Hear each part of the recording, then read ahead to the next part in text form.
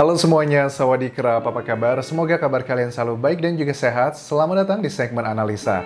Nah, hari ini aku akan membahas mengenai topik yang sangat menarik beberapa waktu terakhir ini tentang sejumlah TKW, tenaga kerja wanita asal Indonesia yang tersebar di berbagai belahan dunia, yang kemarin tuh banyak banget yang viral di TikTok, di Instagram, di YouTube, yang merasa terhina dengan perkataan dari Ivan Gunawan yang dinilainya adalah merendahkan profesi pembantu. Well, itu adalah subjektif ya. Mungkin setiap orang tuh punya pendapatnya masing-masing dan tingkat sensitivitas setiap orang tuh berbeda-beda. Aku hargai. I agree to disagree. Saya setuju untuk tidak setuju. Karena bagi aku, seperti Ivan Gunawan sudah katakan bahwa tidak ada maksud untuk menjatuhkan profesi tertentu. Itu semua adalah konteksnya membahas mengenai Damayanti. Oke, so that's it. Tapi yang menariknya adalah ada salah satu yang sampai sekarang tuh unik. Ini adalah dari, nggak tahu dari TKW mana, tapi membuat sebuah balasan video tuh unik, ngakunya adalah TKW termahal gitu. That's good. Terus hari ini juga aku lihat ada salah seorang TKW yang berasal dari TKW di Taiwan ya, Mbak Anita, itu menjelaskan tentang gaji-gaji TKW yang ada di kayaknya Hong Kong, Taiwan, Malaysia, terus juga nggak tahu ada beberapa sama Singapura. Oke, ada 4 negara yang dijelaskan karena memang jumlah TKI yang bekerja di berbagai macam negara itu kurang lebih ada 19 juta orang, dan memang didominasi adalah pekerja di bidang atau sektor informal ya, misalnya seperti ART atau asisten rumah tangga. Oke, sekarang kita dengarkan dulu yang kalau kalian masih ingat ada salah satu ibu-ibu yang menurut aku unik ya, menarik. Ini adalah ibu yang ngerasa terhina dengan pernyataan di live Instagramnya Ivan Gunawan. Iwan Gunawan, aku ya suka di babu termahal. Kerjaanku ngomong dolanan HP. Oke, that's it. Itu adalah, aku suka banget babu termahal gitu. Dan memang dari dulu aku sudah banyak mendengarkan cerita ya dari teman-teman bahwa bahkan aku juga banyak saudara-saudaraku di Lampung dulu yang bekerja sebagai TKI. Karena memang dengan background pendidikan yang mungkin hanya lulusan SMP, SMA, itu mereka memilih untuk bekerja di luar negeri untuk membantu perekonomian keluarga. Tapi sekarang aku juga banyak beberapa temanku, mereka tuh lulusan S1 tapi mereka memilih menjadi TKI di luar negeri di sektor informal bahkan untuk starting karirnya. Karena memang menurut mereka gajinya gede gitu. Berapa sih gedenya? Ya sudah, coba kita simak dulu ya. Pertama adalah ini dari Mbak Anita. Hai Mbak Anita, salam kenal. Mbak Anita mau menjelaskan gaji tentang TKW gitu. Karena dari Denny Darko juga ya, videonya sih karena udah nggak tahu di mana. Denny Darko sempat bilang pada saat ngebahas masalah Ivan Gunawan ini, gaji TKW itu setara dengan manajer di Bank Indonesia. Apakah benar? Let's check it out here. Dari Singapura. Nah, setelah aku hubungi teman aku yang berada di Singapura, dia itu bilang gajinya 1 bulan untuk anak baru itu setara dengan $600 sampai $650. Itu untuk yang anak baru ya teman-teman. Kalau untuk anak yang lama, yang sudah menjadi TKI Singapura yang udah menetap lama gitu ya, gaji dia itu antara 700 sampai ke $900.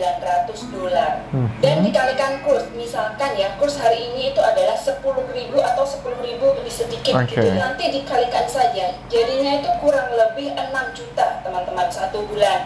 Ya mohon maaf ya apabila ada kesalahan karena aku bukan TKI dari Singapura, jadi aku tidak tahu. Jadi buat teman-teman nih TKI atau jadi kalau aku lihat dari daftarnya sih rata-rata let's say lah ya, mulai dari 6 juta sampai 10 juta rata-rata pekerja TKI terutama di bidang asisten rumah tangga ya yang bekerja di Singapura itu mendapatkan gaji rata-rata mulai dari 7 jutaan lah mungkin ya sampai 10 juta sekitar itu. Apakah benar? Wow, menurutku cukup gede juga. Tapi kalian juga harus tahu kan, Singapura itu adalah salah satu negara termahal di dunia kan ya. Biaya hidupnya tinggi. Tapi kalau aku tangkap di sini kan, kalau TKI yang berprofesi sebagai ART gitu, mereka kan tinggalnya di rumah kan ya. Jadi nggak perlu lagi bayar apartemen, mungkin hanya beli kebutuhan sehari-hari dan makan pun juga sudah ditanggung. Well, mungkin pendapatannya per bulan tuh bisa savingnya mungkin 70%, 80% dari gaji. Itu lumayan gede juga ya, 9 juta. Karena jujur ya dulu waktu aku kerja di Indonesia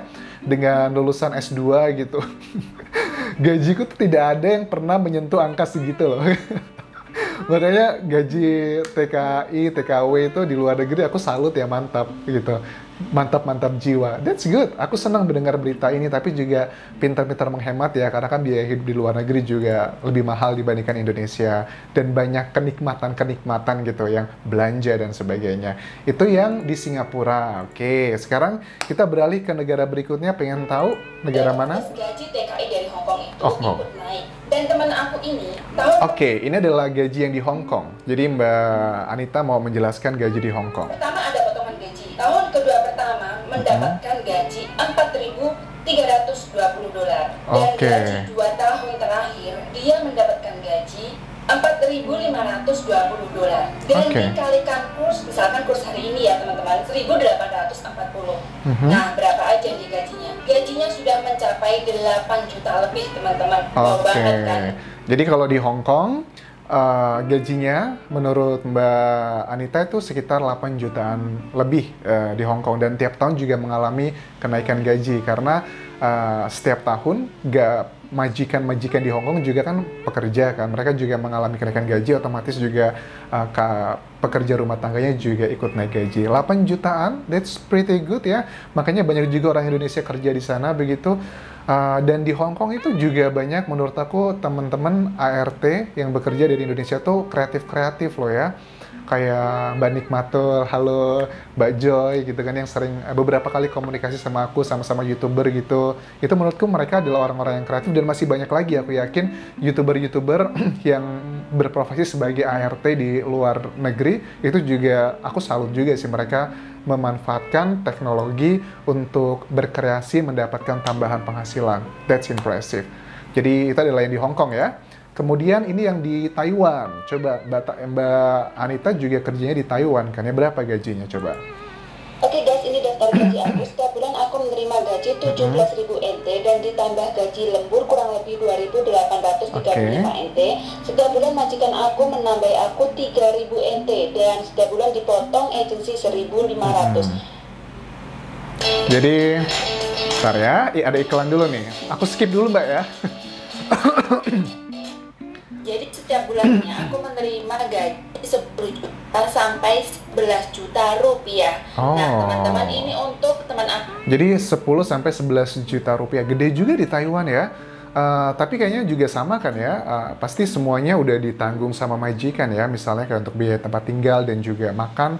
Mungkin kita hanya butuh jajan gitu, mungkin libur seminggu sekali, itu adalah pengeluarannya. Ya, aku sih mikirnya ini bisa lebih dari 80% savingnya kalau teman-teman kerja di ART, dan termasuk tinggi gitu.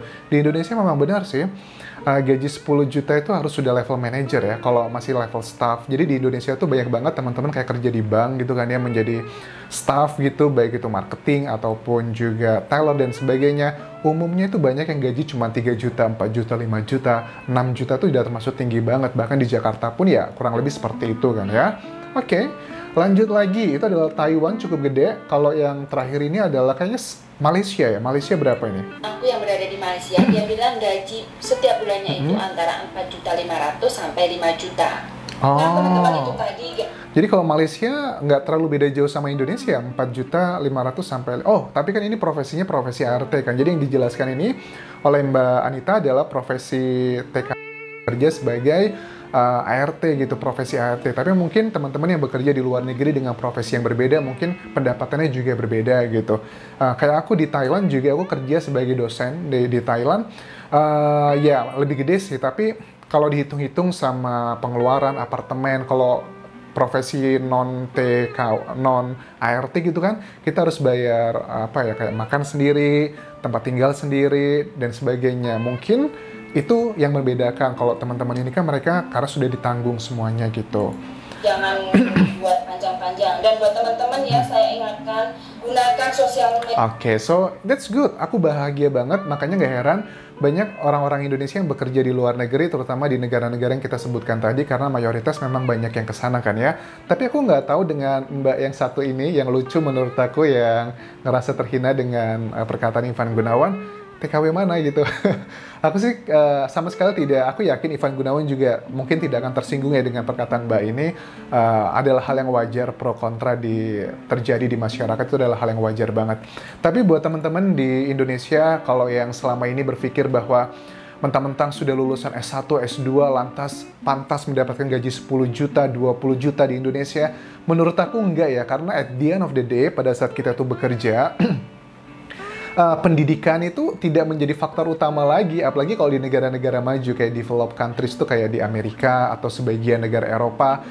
Profesi yang mengerjakan pekerjaan rumah atau ART kita sebutnya itu profesi yang sangat cukup mahal dibayarnya. Makanya kalau kalian perhatikan bule-bule gitu ya di Amerika ataupun di sebagian Eropa, mereka tuh jarang yang punya maid atau punya pembantu rumah tangga gitu, tinggal di rumah tuh jarang banget karena memang biayanya mahal banget. Kenapa seperti itu, Jas? Karena di negara-negara maju umumnya tuh banyak orang-orang lokalnya sudah tidak mau lagi, sudah pinter-pinter, bukan pinter ya, maksudnya sudah memilih-milih pekerjaan, nggak mau lagi bekerja di sektor yang informal, misalnya menjadi ART ataupun juga pekerjaan pengangkut sampah dan sebagainya. Makanya posisi-posisi tersebut itu banyak diisi oleh para imigran yang berasal dari negara-negara developing countries kayak kita di Indonesia.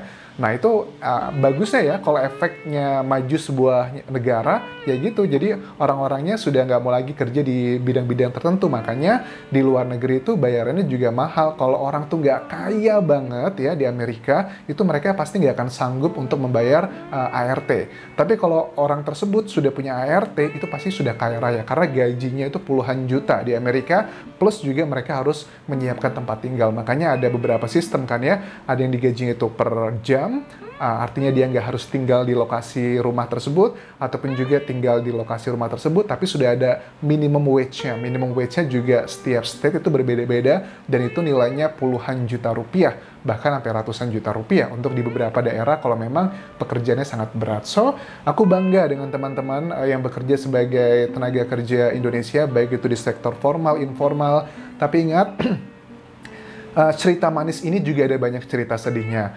Mereka jauh dari keluarga, kerjanya boleh dibilang hampir 24 jam, harus standby di rumah, ngurusin hal-hal yang mungkin kita males gitu, kayak ya hal-hal pekerjaan rumah tangga. Tapi aku salutnya adalah semangat dari mereka, dan aku berharap mereka semua sehat pada saat pulang ke Indonesia nanti, dan bisa meningkatkan derajat martabat keluarga gitu. Dan kalian juga harus ingat, karena sekitar 19 juta orang Indonesia itu bekerja di luar negeri, dan ART itu adalah salah satu penyumbang devisa negara. Maksudnya gimana, Anjas? Jadi setiap bulan tuh kan, atau berapa bulan sekali gitu, ART itu mengirim uang ke Indonesia untuk keluarganya. Nah dari uang yang dikirimkan itu untuk ngebantu perekonomian, roda berputar ekonomi di Indonesia. Misalnya satu keluarga dikirimkan 2 juta per bulan, ya buat beli makan, buat bayar sekolah, buat naik transportasi dan sebagainya. Dari hasil distribusi tersebut lah yang ngebuat ekonomi kita tuh lebih baik, berkembang gitu kan ya, nggak stagnan begitu.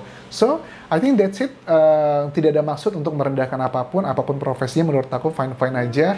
Mau ART, mau dosen, polisi, pejabat, semuanya adalah sama. Karena kita itu manusia, kita membutuhkan satu sama lainnya. Thank you very much for watching this video. Tinggalkan komentar kalian mengenai video ini. Sampai ketemu lagi di video berikutnya. Subscribe dan juga like ya. Apapun kerap. Bye-bye.